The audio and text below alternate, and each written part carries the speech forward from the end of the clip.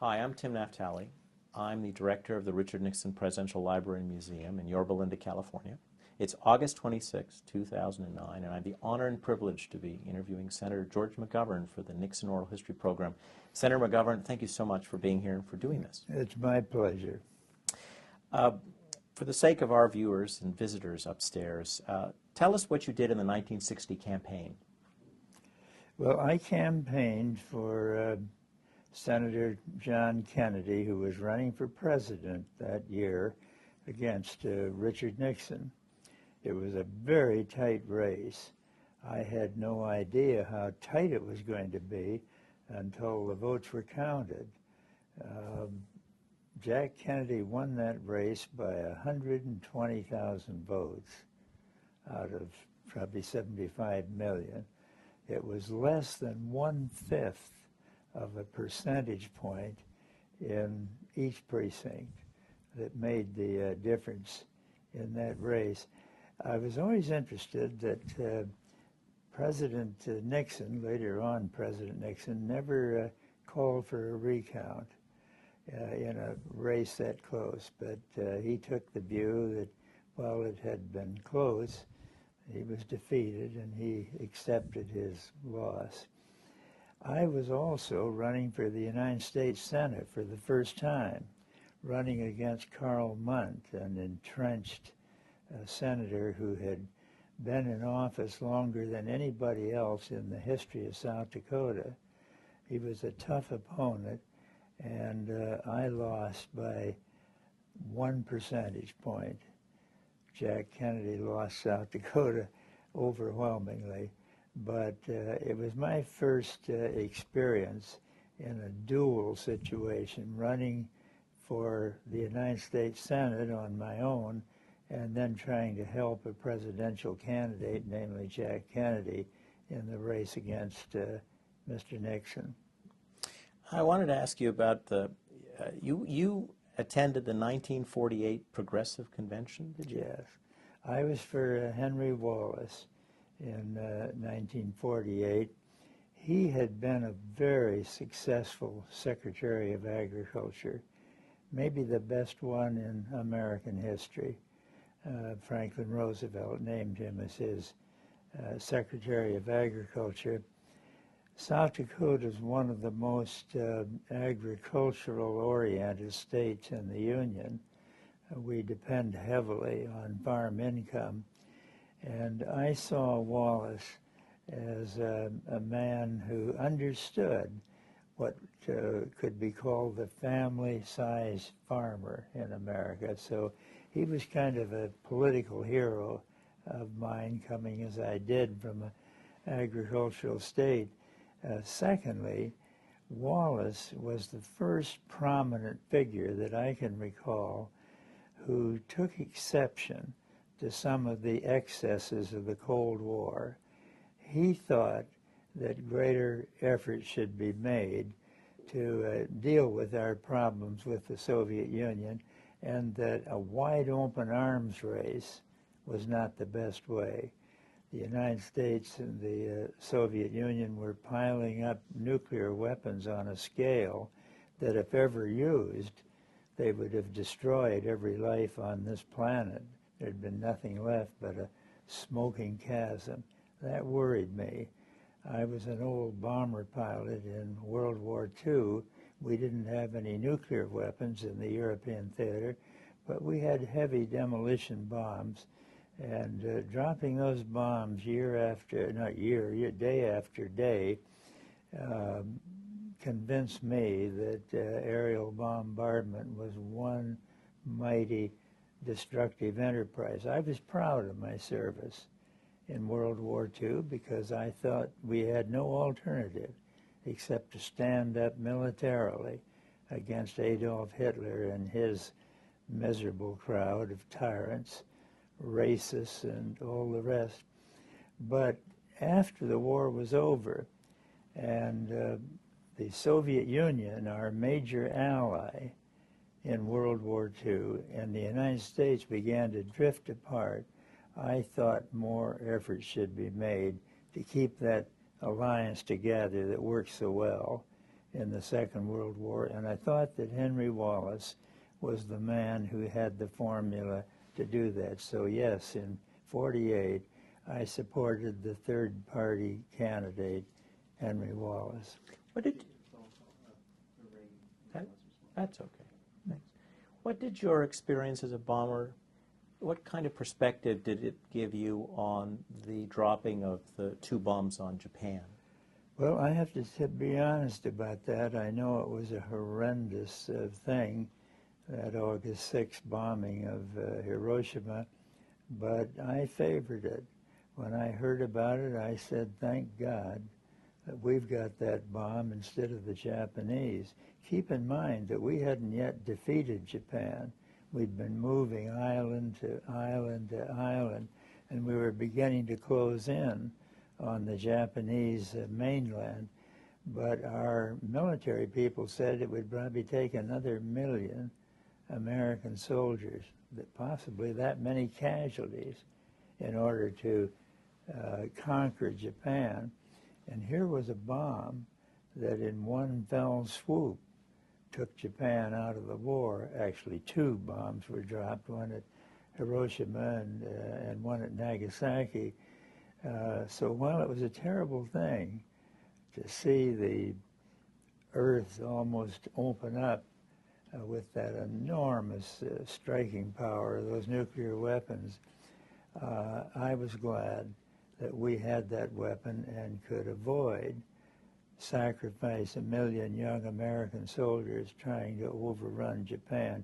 Keep in mind, we didn't start World War II. The Japanese jumped on us at Pearl Harbor and killed 3,500 American soldiers out there at Pearl Harbor.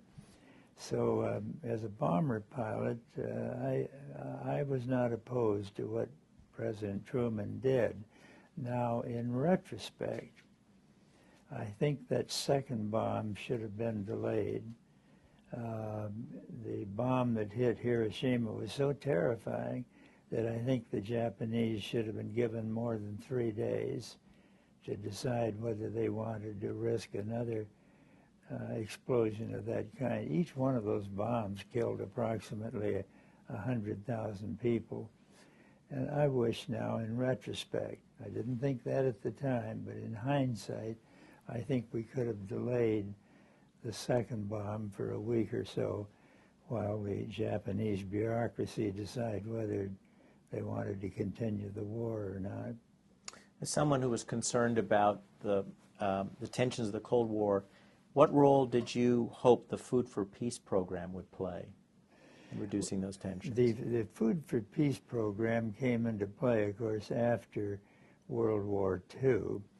I was the first Food for Peace director, and John Kennedy, as president, appointed me to that right at the outset of his administration. He issued 2 executive orders the first day he was in office. One of those created a new Food for Peace office in the White House, and I was asked to head that office.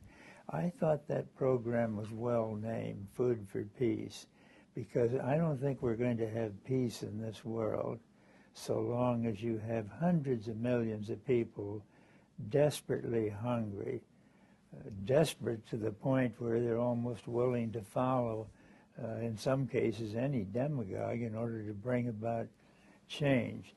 I don't say that food is the only instrument of peace, but I think it is a powerful instrument of peace in helping to allay some of the anger and frustration and desperation that grips much of the third world.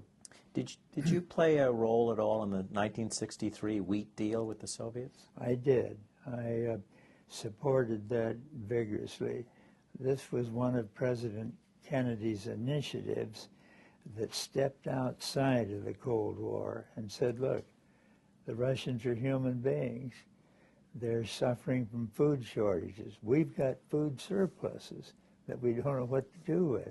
It was costing us $1 billion a year just to store those food surpluses. And so I strongly supported the sale of wheat to the Russians. The Russians were ready to pay gold on the barrelhead. This was not a loan. This was a hard cash transaction, and I was all for it. That's where I got into trouble with George Maney, the president of the AFL-CIO. His longshoremen and some of the other maritime unions were against loading wheat for these awful communists in Russia. They saw the people of Russia as angry, dangerous communists. I saw them as little kids and old people and unemployed people that had been our allies in World War II. And it's always bothered me to see hungry people in the world. I like to eat. I really enjoy going to a first-class restaurant and eating a good meal, but I've always thought I'd enjoy it more if I didn't know there were people out there that will never in their lives have a meal like that, never know what it is to have plenty of food for their children. So this matter of hunger has always weighed in pretty heavily on my mind, on my conscience, and on my public career. I'd like to live long enough to see every hungry kid in the world getting at least one good meal a day. And you want to know something? I think that might do more to discourage terrorism than sending our army to occupy poor countries in various parts of the world. I'm not against an adequate national defense, but I don't think we're going to resolve the problem of terrorism with battleships or aircraft carriers or tanks or other weapons of war. I think feeding hungry kids might do more to lessen the anger of these young Muslims around the world than sending in the Marine Corps. Let me ask you about a place where we sent in the Marine Corps in this early period. When did you start to have doubts about the U.S. policy in Vietnam? I had doubts about it even as far back as the 1950s, when we were helping the French restore their colonial grip on Vietnam, Laos, Cambodia, what was then called French Indochina. I knew from my studies in graduate school at Northwestern University that the French had an imperial grip on Vietnam and the other little colonies out there for 100 years before we went into Vietnam. I knew that they were hated by the Vietnamese. I'd read about Ho Chi Minh, a revolutionary leader in the tradition of George Washington and his guerrilla forces that were so effective against the French occupation of America. And even as a graduate student at Northwestern University in the 1950s, it bothered me to learn that we were paying the principal bill of the French in that war to reestablish their colonial hold in Southeast Asia. So I came to the Senate with a strong bias against our taking over after the French were defeated out there. Keep in mind, the French fought a bloody war for 8 years, 1946 to 1954, to crush Ho Chi Minh and his guerrilla forces. And they failed. The French failed, but we paid about 80% of the cost of their war to smash this resistance movement in South Vietnam. I thought that was a mistake when I was at Northwestern University reading about it. I thought it was a mistake when we went in there in the Kennedy administration. and later other administrations. So I'd been against Vietnam for a long time, not against Vietnam, but against the war in their country. When you entered the Senate, did you focus on foreign policy? I did because of I was so disturbed about what we were doing in Southeast Asia. I hadn't intended to do that. I had intended to give my first energies to domestic policy. But I was so distressed at what we were doing, not only in Southeast Asia, but in Central America and other places. And then this foolish policy that we've clung to of boycotting little Cuba, our neighbor off the coast of Florida. I thought those policies were wrong. I thought the huge nuclear buildup that just kept going on year after year while these nuclear weapons piled up year after year, with the Soviets doing the same thing on their side. I thought that was a dreadful mistake. I still do, these many years later. So that's what led me to become a voice on foreign policy, even though I came from a little agricultural state where ordinarily they expect us to be somewhat isolationist. When you came to the Senate, who else was speaking out on these issues? Wayne Morris of Oregon, Ernest Greening of Alaska, two elderly men who knew a lot about international affairs. Later on, a few years later, Senator Fulbright of Arkansas, the chairman of the Senate Foreign Relations Committee, came into the race. But I have to tell you, as a freshman senator, Senator Fulbright stopped me out in the Senate cloakroom one day, and he said, "I hear you're around here trying to arouse some opposition to what we're doing in Vietnam." I said, "That's right, Senator." I was in awe of Fulbright, and I said, "Senator, I'm concerned about it, aren't you?" He said, "Well, I don't even know where it is." Now, he was putting me on. He knew where Vietnam was, but he was trying to say, in effect, what are you getting so worked up about a little dinky country out there in Asia? And then he used his technique of drawing you out. He said, "What do you think we ought to be doing? How come? First of all," he says, "how'd you get interested in a little faraway place like that?" I said, "Well, Senator, I just got out of graduate school a few years ago, and I had professors out there at Northwestern that knew where Vietnam was, and they knew what we were doing." I said, "I read a book by Owen Lattimore, a professor at Johns Hopkins University, called The Situation in Asia." I said, "You ought to read that book. It came out in 1949, and it opens with Lattimore saying, 'Asia is out of control. From the Suez Canal to Singapore, Asia is out of control.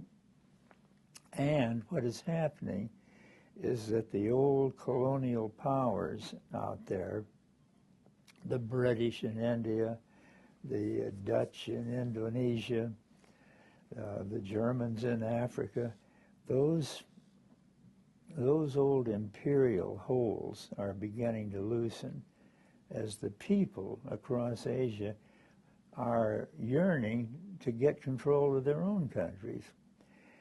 And Lattimore went on to say, the more sophisticated the weapons that Western powers bring into Asia to hang on to their colonies, the greater the defeat they will suffer in the end.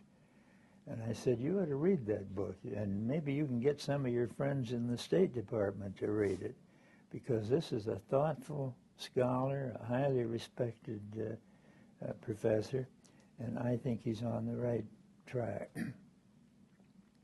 I don't know whether he ever read that book or not, but I do know he came out against the war in Vietnam a short time later, and other senators began to speak out. We had 12 to 15 senators finally speaking out against the war in Vietnam. This is during the Johnson period. This was during the Johnson period. There wasn't much said during the Kennedy period, although President Kennedy was the one that got us involved. And I made my first speech against our policy in Vietnam during the Kennedy administration. It was in September of 1963. I'd only been in the Senate 8 months, and I'd just finished working for President Kennedy for 2 years. I loved the guy. I admired him, but I thought he was wrong in Vietnam, so I took the Senate floor one day and said, if we don't learn what's going on in Vietnam soon, the tragic mistakes we're making out there are going to haunt us in every corner of this revolutionary world. I can tell you that my legs and my knees were shaking more than on any bombing mission I ever flew, because I was standing up on the floor of the Senate, a junior senator that won by a whisker in my first race for the Senate, speaking out against the policies of somebody I greatly liked and greatly admired, John Kennedy. But I've never regretted it. I just wish I had done it more often and with greater force and even earlier. Did President Kennedy or the White House respond to you? They didn't respond directly, but I learned indirectly that they were unhappy, that a senator who had been working at the White House up until the day I decided to run for the Senate would criticize my own administration.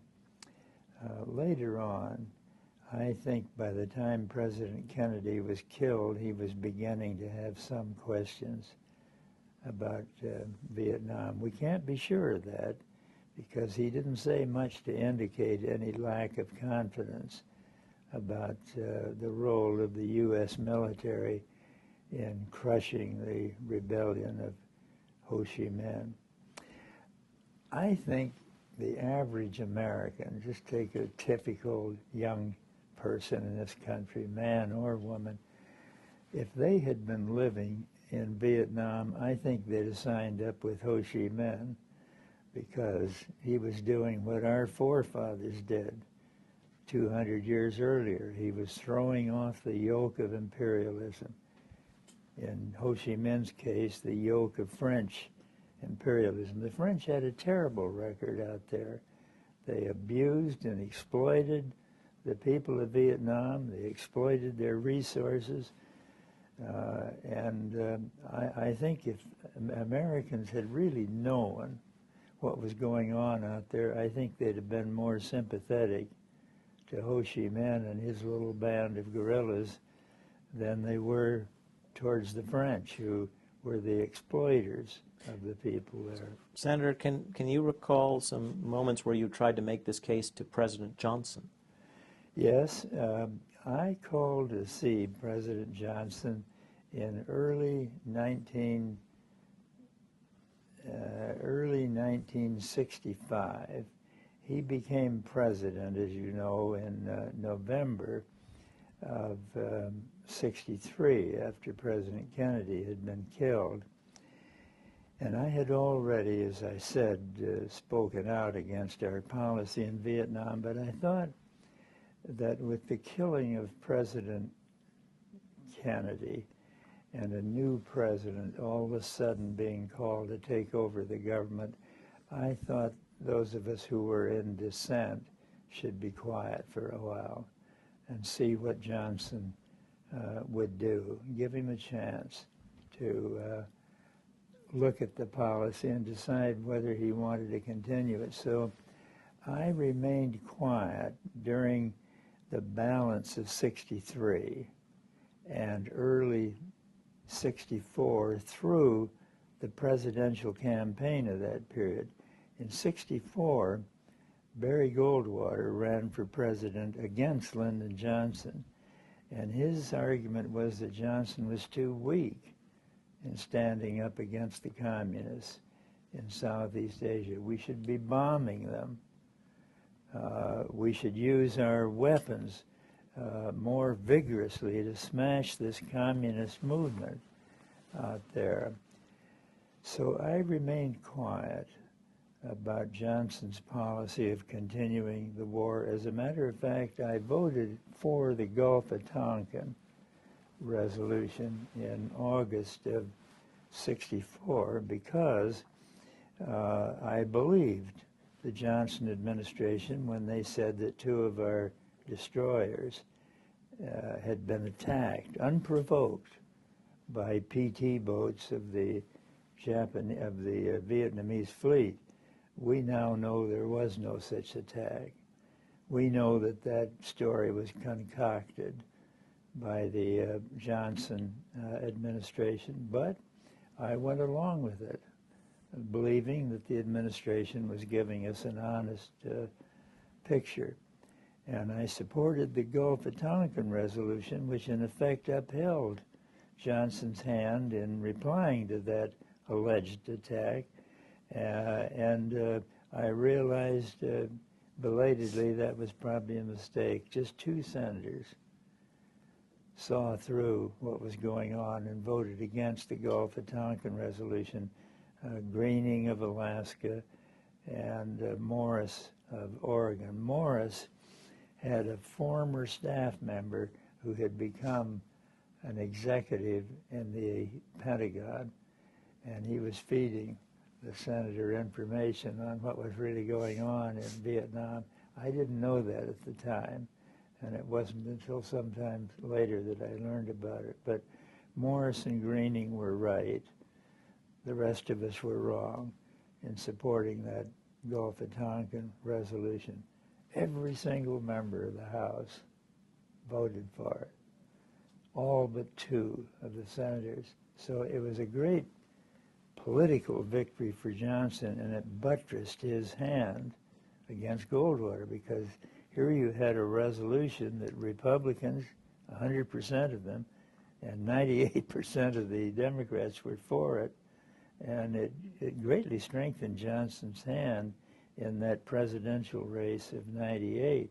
And that didn't bother me, because I thought we'd be better off with Johnson at the helm than Goldwater, than Barry Goldwater.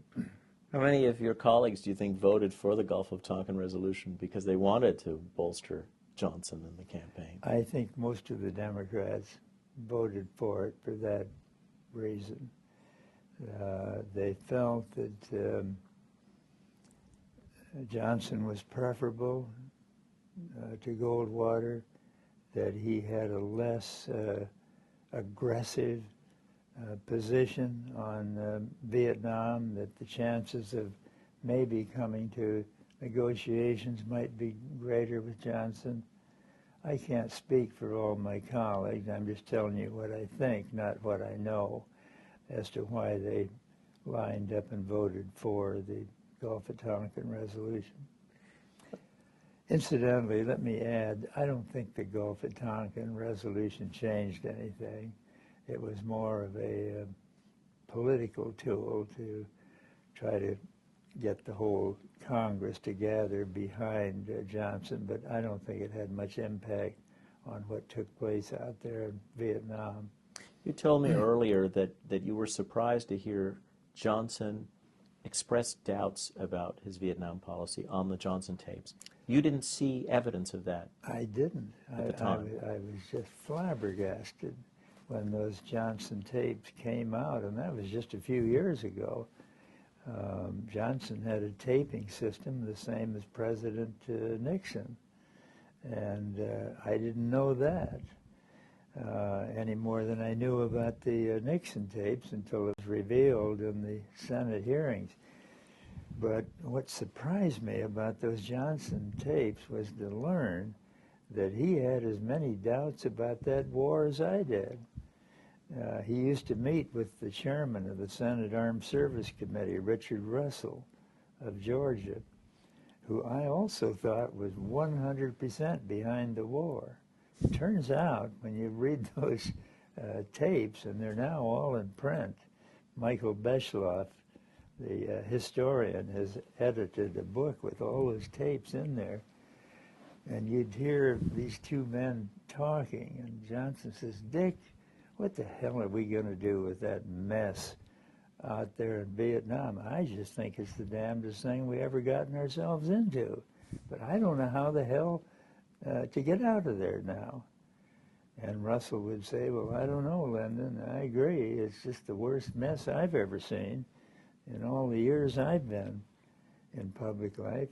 And he said, "I warned the Eisenhower crowd about not going in there, and I think I had something to do with keeping them out. But they did put in 200 mechanics, aircraft mechanics, to keep the helicopters flying and do other things. And when they sent an aide up to tell me that they had added 200 quasi-combat personnel there, mostly mechanics, I told them, let me tell you something, you guys. You send 200 men in there today, and 5 years from now, you're going to have 200,000 American soldiers there. That turned out to be a conservative estimate.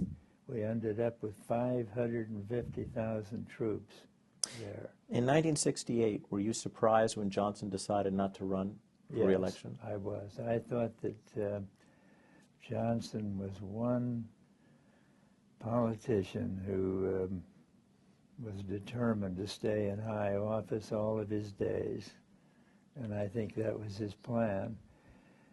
But he saw that war turn sour. He saw every place he went around the country that he was booed, young people particularly, college students particularly. He had young daughters of his own. I think he was sick at heart that the liberal part of the Democratic Party, which was the part that he had to depend upon to get his program through, turned against him because of the war out in Vietnam. Here's Gene McCarthy, progressive young senator from Minnesota, running against him for the presidential nomination in '68. McCarthy hadn't even been heavily involved in the anti-war movement, but nonetheless, he announced formally he was going to run for president, and Johnson saw him begin to gather strength, began to gather force, almost won the New Hampshire primary, was threatening to win the Wisconsin primary, and I think he just couldn't stand it. He just thought, my God, what have I done, you know? I had this whole country with me in '64. I won that election in a landslide, which he did. He gave Goldwater a shellacking about like Richard Nixon did me in '72. And yet here he is with the whole country beginning to swing against him. So I think that's what led him to announce he was not going to run for re-election. Had you considered running against President Johnson? Well, I hadn't considered it, but the anti-war crowd, these young people, the college leaders and others were after me to run against him because I was perhaps the most outspoken critic of the war, and I was somewhat of a folk hero on university campuses. So they were after me to run, but I didn't see how I could do that because I was up for re-election to the Senate in 1968. I had won the first race in '62 in a recount where I barely nosed out my opponent, and now I'm up for re-election to a second term. And I thought, I just can't give that up. I can't sacrifice my position in the Senate for what is obviously an uphill race. I didn't have any money. I wasn't a wealthy man, and I didn't have a lot of big financial backers. And so I told this crowd that was after me to run, why don't you get hold of a senator who's against the war, but who's not up for re-election to the Senate? And then if he loses the presidential bid, at least he'll stay on in the Senate. So they wanted to know who I could suggest. I suggested Senator Lee Metcalf of Montana and Senator McCarthy of Minnesota, neither one of whom had to face a Senate election that year. They went to Metcalf first. He practically threw him out of his office. He said, what are you talking about? I'm not going to run against a Democratic president for the nomination. Furthermore, I have no interest in being president of the United States. I'm enjoying being a United States senator. So then they go to McCarthy. And to my surprise and to theirs, he said, well, I just might do that. He came over on the Senate floor, and he saw me over there, and he walked over. He says, George, your guys came over to see me. I think I might just do that. I didn't expect it, and I didn't expect him to do as well as he did.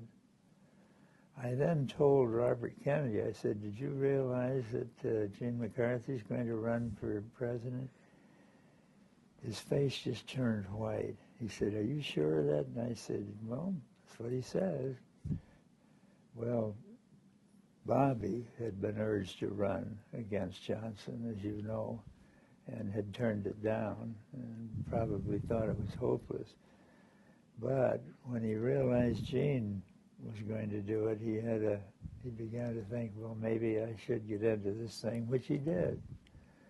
So we had two senators campaigning for the nomination in addition to Johnson. And it was at that point, after Bobby got into the race, that President Johnson announced he would not run for re-election. I kind of felt sorry for Johnson.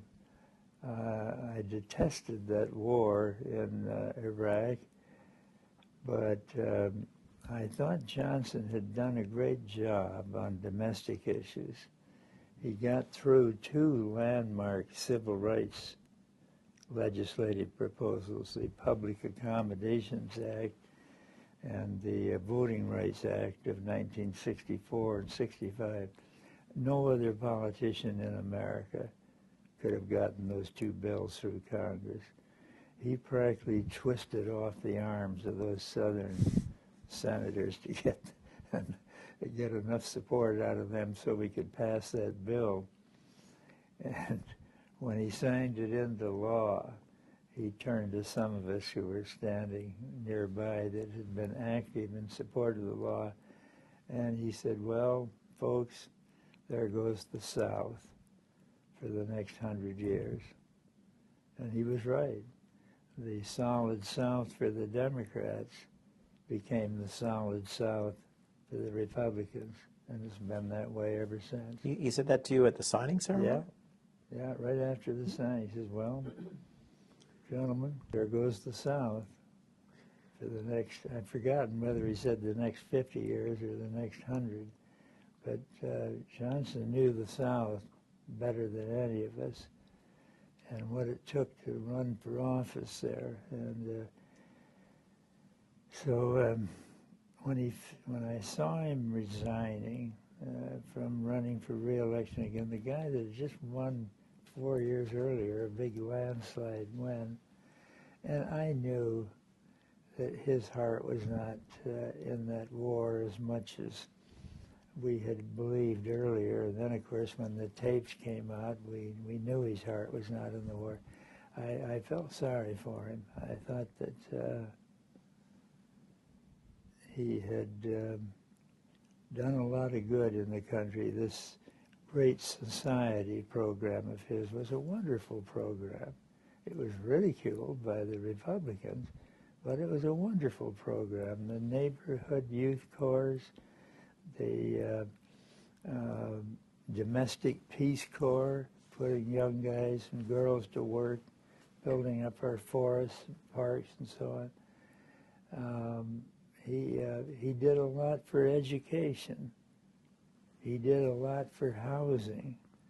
He did a lot for working people. And, of course, the great landmark civil rights cases. In a sense, Johnson deserved a second term, but he blew it away with his disaster in Vietnam.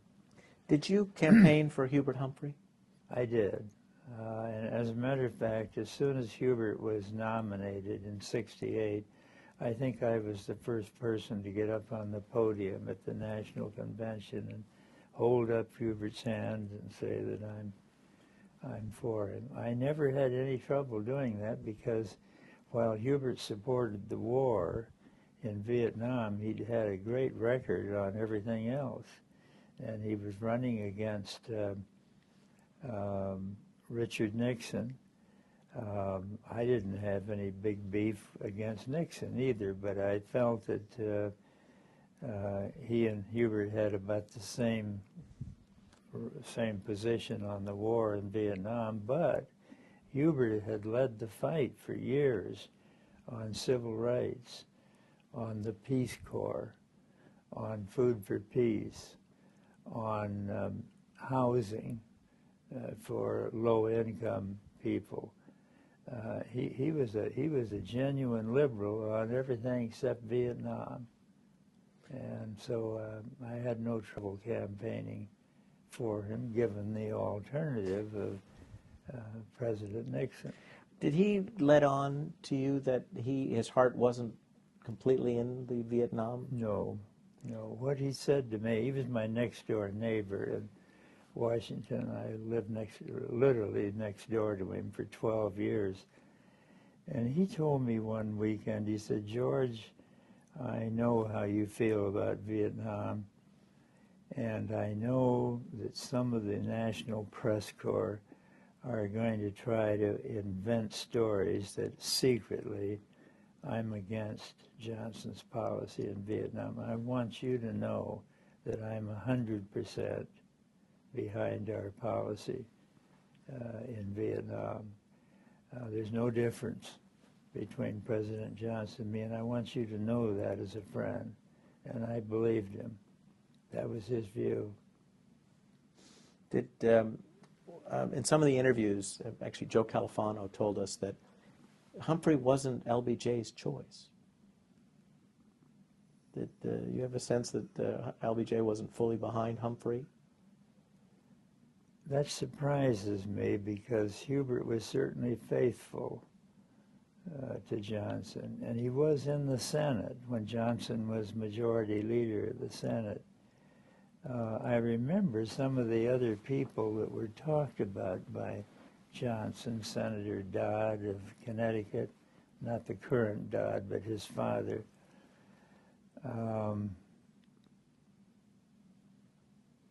He was on the list. There were some others, but I don't know on what basis you could say Johnson was not for Humphrey for his vice president, since he handpicked him and had the freedom to do so. So I'm a little puzzled that one of President Johnson's top aides would say that the president was not really for Hubert. I just want to talk briefly about President Nixon's, the domestic side of President Nixon's first term. What role did you play in some of the legislative achievements that extended the Great Society in the first term of Richard Nixon's presidency? Well, Nixon was very strong in one area that I was interested in, and that was on the national nutritional situation. He always understood the purposes of food stamps and the school lunch program and the WIC program. And when Bob Dole and I would send down these bipartisan measures to expand those programs, President Nixon signed them into law without batting an eye. He even convened a national conference on food and nutrition. It was very well attended, had a big impact on national policy, had a big impact on the House and Senate. So in that area, I couldn't fault Nixon at all. He was aware of the importance of those programs, and he did nothing to restrict them in any way.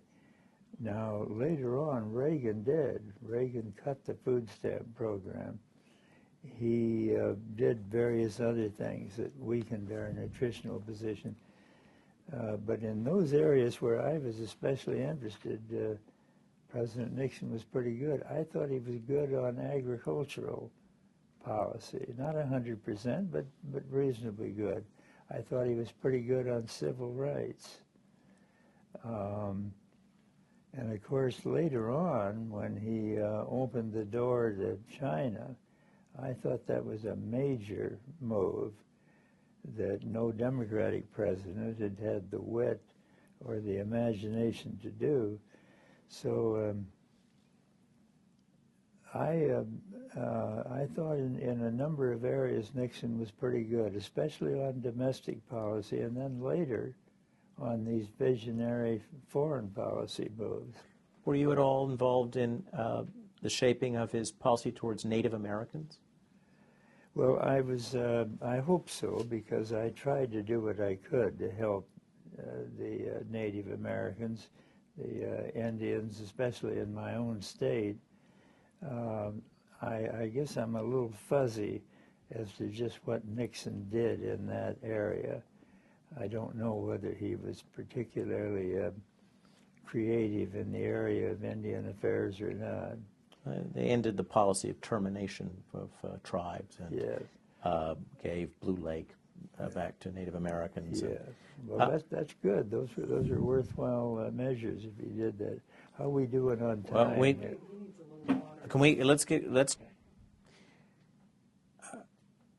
we'll move ahead to 72. How did you defeat Edmund Muskie? I outworked him, for one thing. I was back and forth across this country without ceasing for almost 2 years. I announced, not in January of '72, which up until that time in American history had been the accepted time to announce. I knew that coming from a little state like South Dakota, with 3 electoral votes, that I had to outwork Ed Muskie in order to win that nomination. So I announced in early 1971. It was regarded as a kind of a freakish thing to do, and the press paid no attention to me for the first 8 or 9 months, because always in the past candidates had announced in the election year, but it enabled me to organize grassroots organizations all across this country, just to do it very quietly, not much press attention. I remember working the state of California from stem to stern, long before any other presidential candidate had even visited California. I must have had 1,000 coffee parties in that many different living rooms across this great state of California, long before anybody else was out, and people began to think that I made sense. The crowds began to grow a little larger. It became a little easier to get people to come out to a coffee reception or a cocktail party or whatever it was. And so I think I built quietly a grassroots organization that was superior to anything that Ed Muskie had, or Hubert Humphrey, or John Lindsay, or any of the other. There were 16 candidates in that race. And then I began to work the campuses very hard. I recruited a lot of young people on the campuses across the country and gave them jobs to do. I began to look for highly talented people to put into top campaign spots, people like Gary Hart, an unknown young lawyer from Colorado, Frank Mankiewicz, a wily, old, humorous, witty guy who had been with the Kennedy operations for years, who became my political director. We began to work on potential delegates before anybody else. And I think by the end of 1971, I had a much better organization across the country than any of the other candidates. So that's maybe a major way in which I won that nomination. Also, I was very clear on the transcendent issue of the day, the war in Iraq. That was the cutting Vietnam. of Vietnam. That was the cutting edge of the campaign. And I just called for our disengagement, flat out. I said we'll have all of our troops out of there within 60 days after I became president. No other candidate was that bold and forceful. But that's what got to the housewives and the college students and some of the workers and some of the business people, even Wall Street, began to listen. And so by being blunt and direct and decisive on that issue, I picked up the anti-war vote almost in its entirety. Now, that wasn't entirely risk-free because a lot of people were for the war in Vietnam. And if you're going to make a serious bid for the presidency against a war policy that the nation is committed to, you're running some risks. And they were later to cost me some political damage. Do you think that so it wasn't enough just to be an anti-war candidate? You needed more for the coalition to be? Yes, I had more for it. I had a strong position on education. I had a strong position on the environment. I had a strong position on tax reform, welfare reform. I had good, bold positions on the whole range of issues before the country. But I think that Vietnam was the issue that was cutting the ice during the bid for the nomination. Was Nixon considered vulnerable? Yes, we thought he was vulnerable. He turned out to be a lot less vulnerable than I thought, but I always had the feeling that Nixon was not loved by the American people in the way that Jack Kennedy was, or some of the other political figures of our time. And I thought he was vulnerable. Now, in retrospect, you have to remember the economy was doing pretty well. He was cutting down on the number of troops in Vietnam, reducing them almost every month. He had opened the door to China, which impressed a lot of people in the middle politically, and even many liberals. So I think he was tougher all along than we had thought. But I did think if I could win that nomination, that most of the battle for the White House was over. And I think that was Ed Muskie's view, and Hubert Humphrey's and others, that the big battle was to get the nomination. Was it believed then that a liberal candidate could win the center in the United States? Well, they used to. Franklin Roosevelt won the center for 4 terms as President of the United States. Jack Kennedy won the center, not by a big margin, but enough to get to the White House. Lyndon Johnson, I think, carried the center. It became increasingly tough, I think, for various reasons, but one was that liberals were constantly assailed by the right wing in American politics. We were painted as some kind of extreme ideologues who were way out of touch with the American people. And that theme was banged away on by the right wing night and day, to the point where it made it difficult for liberals to carry moderate votes and what might be called the center of our political spectrum. Did you get a whiff of the dirty tricks Yes, we saw certain things done. I remember we had a big rally scheduled in Los Angeles one Sunday to try to reach concentrated black audiences, and we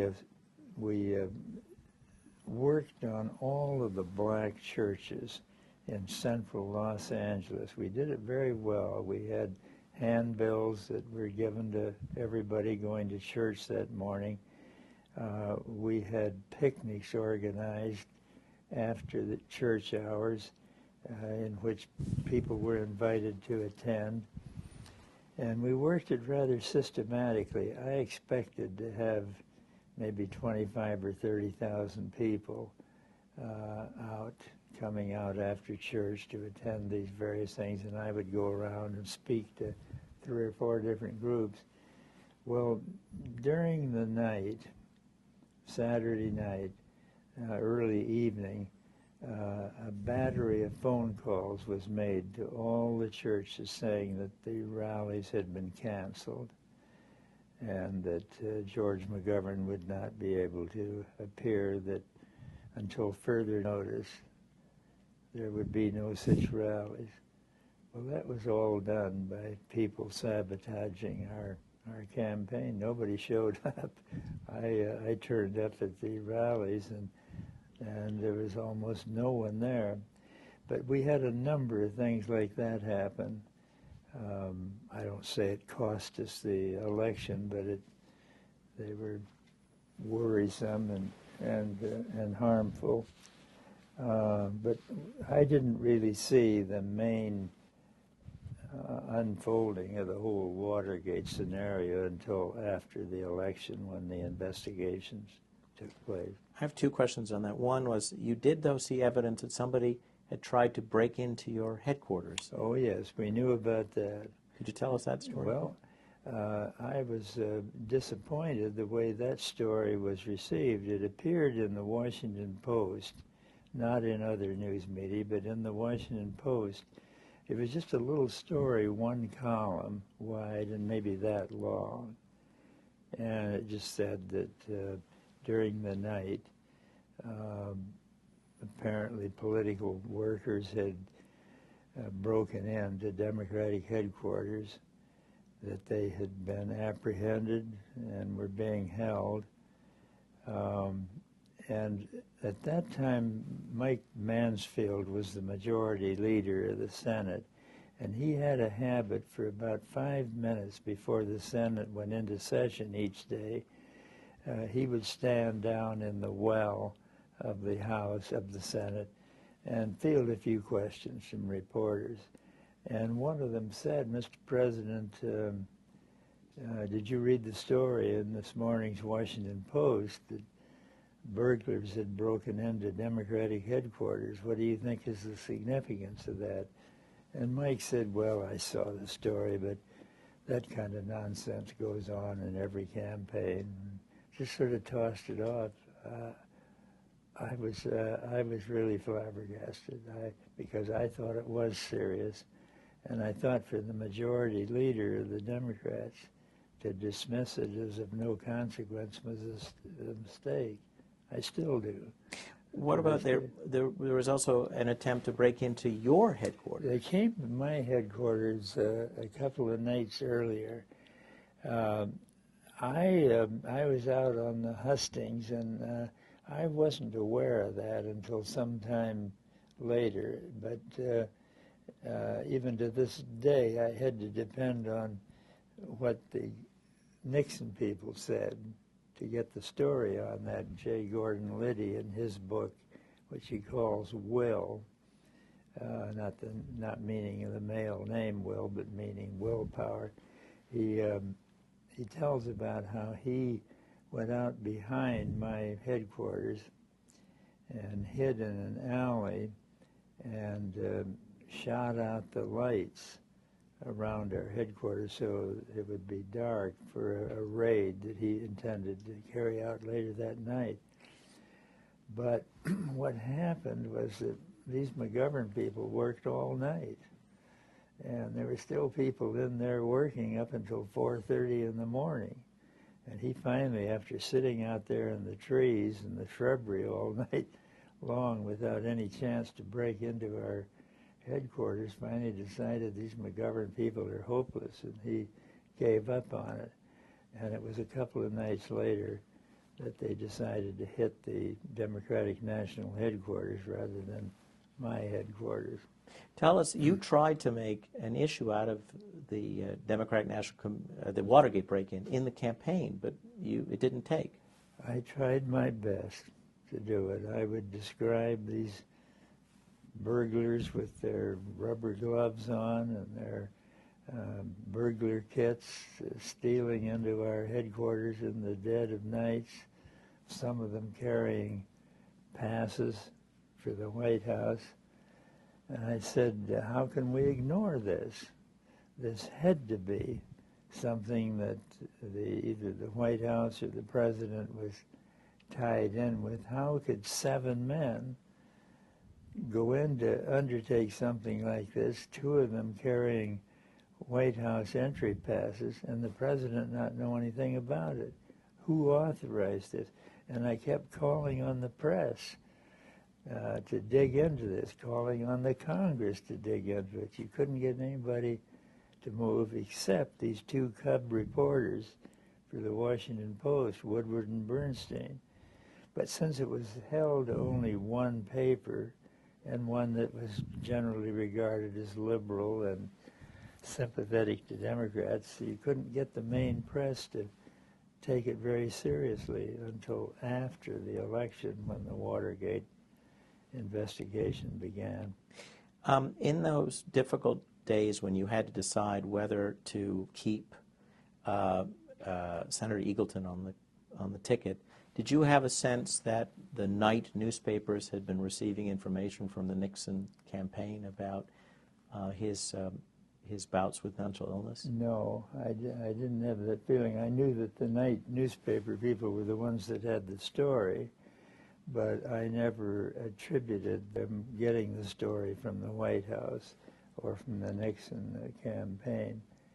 And as a matter of fact, I think they got their story from a young man at the Barnes Hospital in St. Louis. That's a great hospital. It was where Tom Eagleton was treated for years.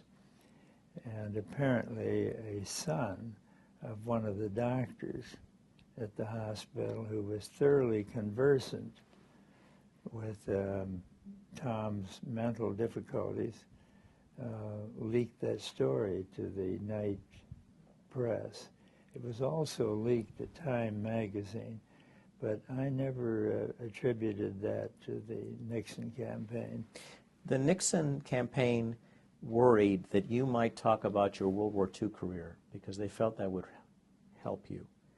To what extent did you underplay your World War II career in the campaign? You know, I've always felt awkward about talking, what a great hero I am. And it's not the kind of thing that comes easily to me, but I think we should have talked about it more than we did, especially since I was viewed in the public mind as an anti-war person, maybe a pacifist, maybe like these radical kids on the campuses. And I should have said that one of the reasons I'm speaking out against the war in Vietnam is that I know firsthand what war does. It's a terribly destructive and cruel and barbaric enterprise. I'm proud that in World War II I participated because I thought that was a war in which we had no honorable alternative. Hitler was gobbling up one country after another across Europe, and even the security of the United States hung in the balance. But the fact that I watched half of my fellow bomber pilots go down in flames in World War II makes me cautious about committing young Americans to wars that aren't necessary. World War II, we had no honorable alternative. Vietnam, the Vietnamese were no threat to us. They didn't want war with us. We were engaged in a dubious enterprise there, and that's why I speak out against it. Not because I'm a pacifist, not because I'm unwilling to defend this country. There's never been a time in my adult life that I would not have given that life gladly if it were in the genuine defense of the United States.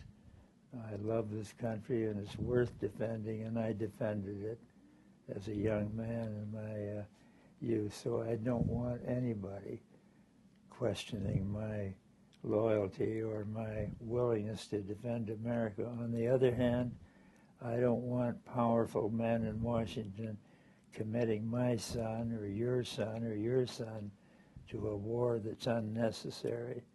And I think that would have carried more weight if I had done that, and I sincerely wish I had done it now.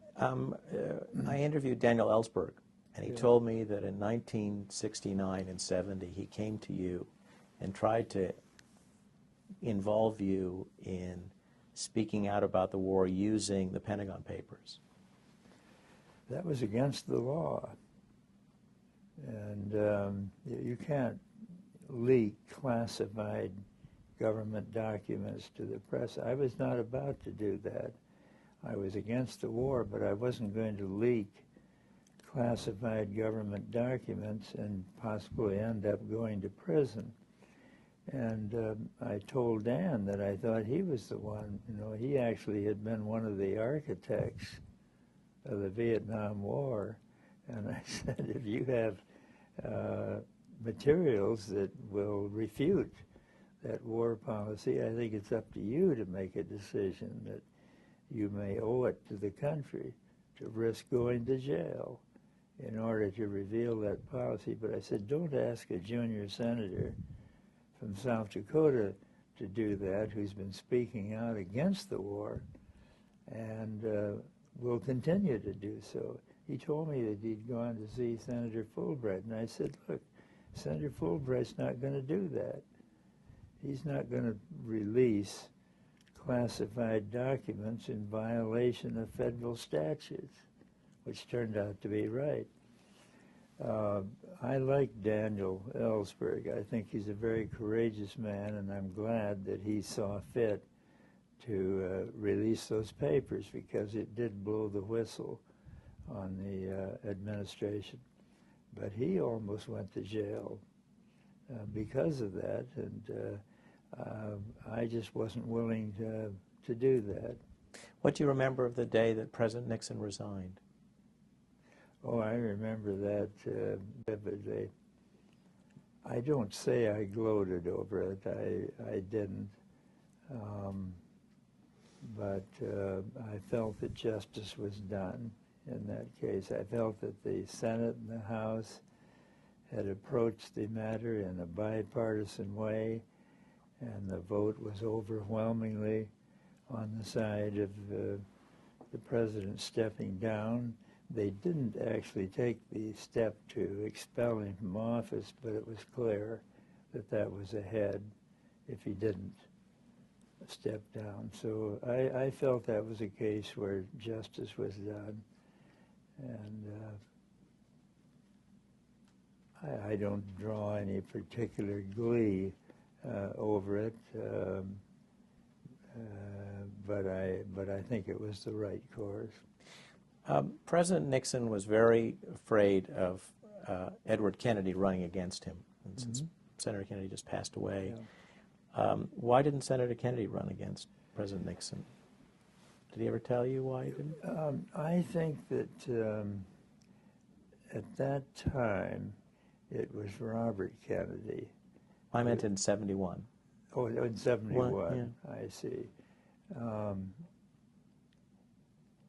I think that Ted seriously considered it in that period, but in the, I guess it would have been in the summer of '69, he had the accident at Chappaquiddick, and I think he came to the view that he just couldn't mount a successful presidential campaign after that tragedy, that it had scarred him in ways that would make it difficult for him to carry out a presidential campaign.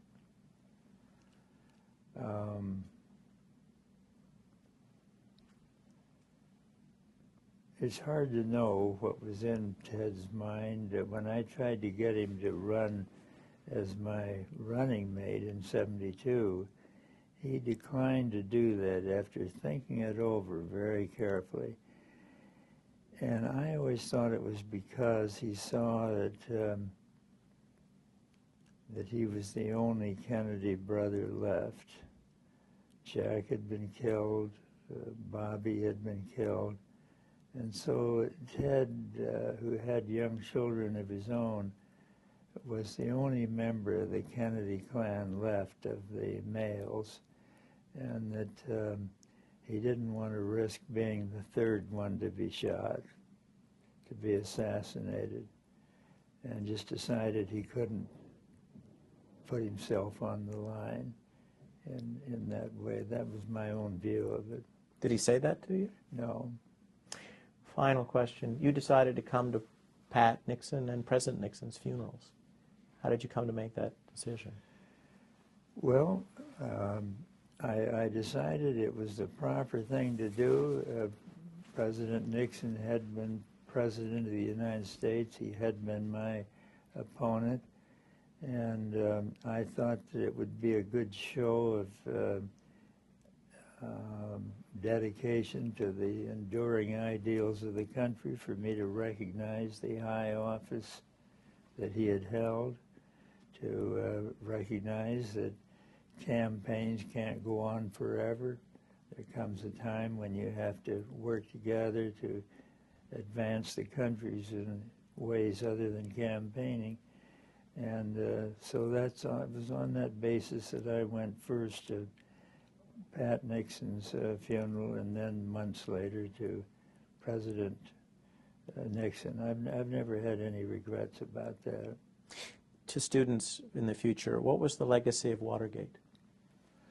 Well, it shows that even a very powerful figure can break the law, can violate the Constitution. It showed also that sometimes you get caught when you engage in behavior of that kind, and that you may pay a very heavy price for wrongdoing. I can't imagine anything worse that can happen to a president than to be thrown out of office in disgrace. And I'm sure President Nixon came to feel that way about it. So the lessons of Watergate is to tell the truth, to obey the law. The only oath a president takes is to uphold the Constitution. Don't ignore that oath. Take it seriously. Senator McGovern, thank you for your time. It's my pleasure.